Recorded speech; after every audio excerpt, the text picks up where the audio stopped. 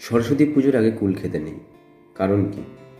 কারণ যদি পৌরাণিক মত ধরা যায়, পৌরাণিক মত বলছে যে মহামুনি ব্যাসদেব দেবী সরস্বতীকে তুষ্ট করবার জন্য বদ্রিক আশ্রমে উনি তপস্যা শুরু করেন।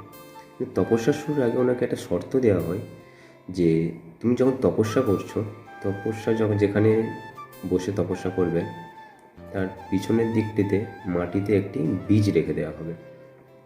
সেই বীজ থেকে একদিন বড় গাছ সৃষ্টি হবে, সেই গাছের ফল আসবে, সেই ফল থেকে যখনই পেকে যাবে সেই পাকা ফল যখন তোমার মাথায় পড়বে, তবে সেই দিন হচ্ছে দেবী সন্তুষ্ট হবে এবং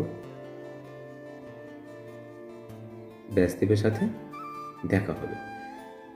এই মতো ব্যাসদেব তপস্যা শুরু করেন এবং সেই দিনটি আসে।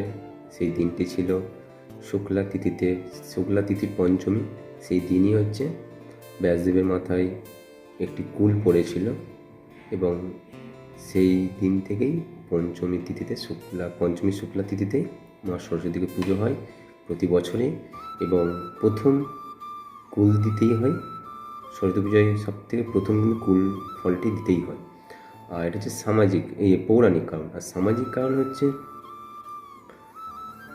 হিন্দু সনাতন ধর্মে আছে যে প্রতি বছর যেই ফলগুলো সিজনে আসে, সেই সিজনের প্রথম ফলটি ভগবানকে অর্পণ করেই তারপর আমরা গ্রহণ করব।